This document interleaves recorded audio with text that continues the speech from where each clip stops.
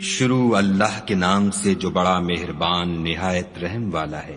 سعاد، قسم ہے قرآن کی جو نصیحت دینے والا ہے کہ تم حق پر ہو، مگر جو لوگ کافر ہیں وہ غرور اور مخالفت میں ہیں۔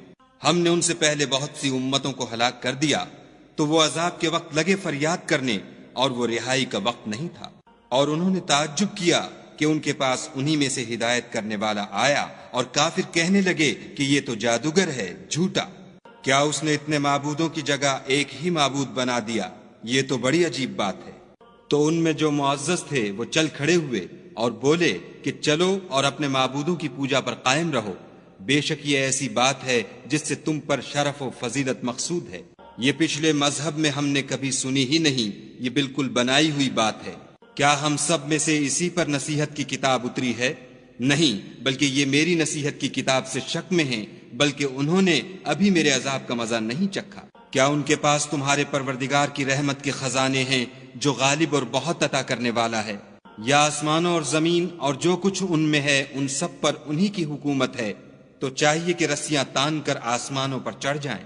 یہاں شکست کھائے ہوئے گروہوں میں سے یہ بھی ایک لشکر ہے۔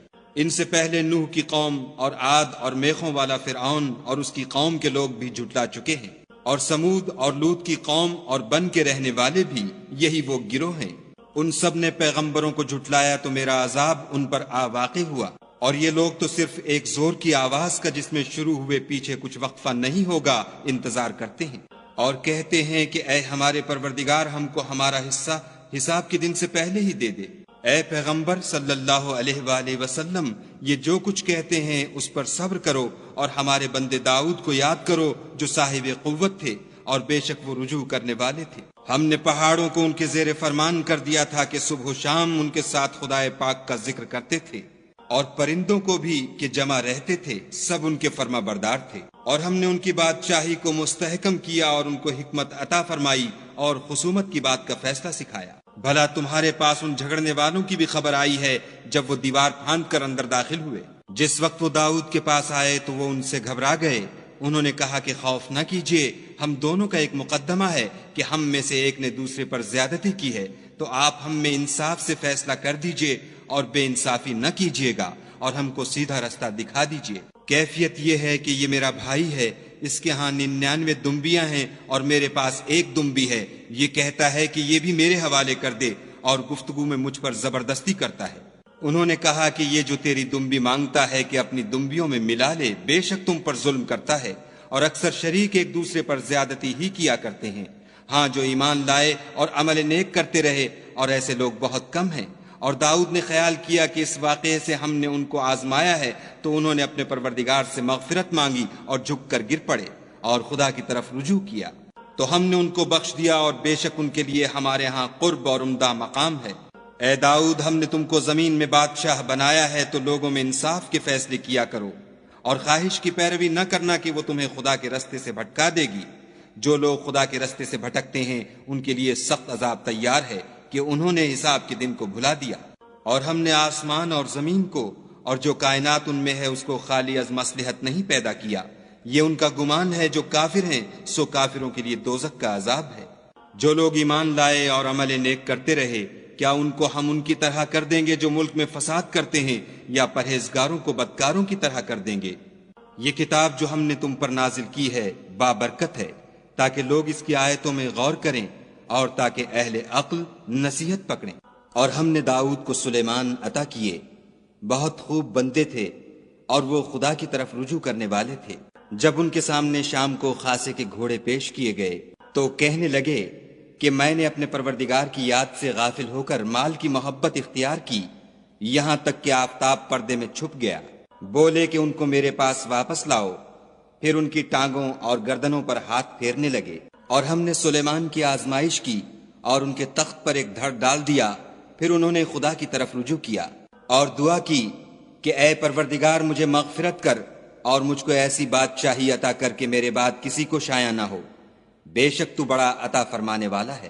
پھر ہم نے ہوا کو ان کے زیر فرمان کر دیا کہ جہاں وہ پہنچنا چاہتے ان کے حکم سے نرم نرم چلنے لگتی، اور دیووں کو بھی ان کے زیر فرمان کیا، یہ سب عمارتیں بنانے والے اور غوطہ مارنے والے تھے۔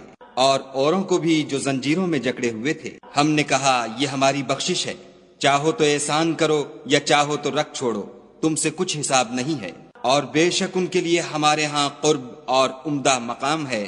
اور ہمارے بندے ایوب کو یاد کرو جب انہوں نے اپنے رب کو پکارا کہ بار الہ شیطان نے مجھ کو ایذا اور تکلیف دے رکھی ہے، ہم نے کہا کہ زمین پر لات مارو، دیکھو یہ چشمہ نکل آیا، نہانے کو ٹھنڈا اور پینے کو شیریں، اور ہم نے ان کو اہل و عیال اور ان کے ساتھ ان کے برابر اور بخشے، یہ ہماری طرف سے رحمت اور عقل والوں کے لیے نصیحت تھی۔ اور اپنے ہاتھ میں جھاڑو لو اور اس سے مارو اور قسم نہ توڑو، بے شک ہم نے ان کو ثابت قدم پایا، بہت خوب بندے تھے، بے شک وہ رجوع کرنے والے تھے۔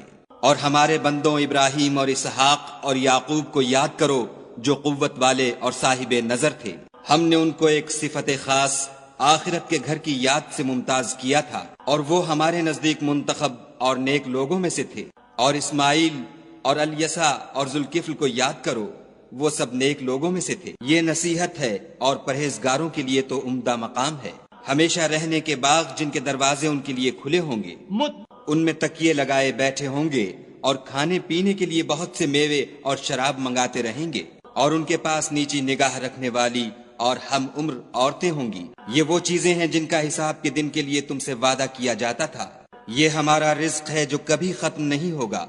یہ نعمتیں تو فرما برداروں کے لیے ہیں اور سرکشوں کے لیے برا ٹھکانہ ہے، یعنی دوزخ جس میں وہ داخل ہوں گے، اور وہ بری آرام گاہ ہے۔ یہ کھولتا ہوا گرم پانی اور پیپ ہے، اب اس کے مزے چکھیں، اور اسی طرح کے اور بہت سے عذاب ہوں گے۔ یہ ایک فوج ہے جو تمہارے ساتھ داخل ہوگی، ان کو خوشی نہ ہو یہ دوزخ میں جانے والے ہیں، کہیں گے بلکہ تم ہی کو خوشی نہ ہو، تم ہی تو یہ بلا ہمارے سامنے لائے ہو، سو یہ برا ٹھکانہ ہے۔ وہ کہیں گے اے پروردگار جو اس کو ہمارے سامنے لایا ہے اس کو دوزخ میں دونا عذاب دے، اور کہیں گے کیا سبب ہے کہ یہاں ہم ان شخصوں کو نہیں دیکھتے جن کو بروں میں شمار کرتے تھے؟ کیا ہم نے ان سے ٹھٹھا کیا ہے یا ہماری آنکھیں ان کی طرف سے پھر گئی ہیں؟ بے شک یہ اہل دوزخ کا جھگڑنا برحق ہے۔ کہہ دو کہ میں تو صرف ہدایت کرنے والا ہوں، اور خدائے یکتا اور غالب کے سوا کوئی معبود نہیں، جو آسمانوں اور زمین اور جو مخلوق ان میں ہے سب کا مالک ہے، غالب اور بخشنے والا۔ کہہ دو کہ یہ ایک بڑی ہولناک چیز کی خبر ہے جس کو تم دھیان میں نہیں لاتے۔ مجھ کو اوپر کی مجلس والوں کا جب وہ جھگڑتے تھے کچھ بھی علم نہ تھا، میری طرف تو یہی وحی کی جاتی ہے کہ میں کھلم کھلا ہدایت کرنے والا ہوں۔ جب تمہارے پروردگار نے فرشتوں سے کہا کہ میں مٹی سے انسان بنانے والا ہوں، جب اس کو درست کر لوں اور اس میں اپنی روح پھونک دوں تو اس کے آگے سجدے میں گر پڑنا، تو تمام فرشتوں نے سجدہ کیا مگر شیطان اکڑ بیٹھا اور کافروں میں ہو گیا۔ خدا نے فرمایا کہ اے ابلیس، جس شخص کو میں نے اپنے ہاتھوں سے بنایا اس کے آگے سجدہ کرنے سے تجھے کس چیز نے منع کیا؟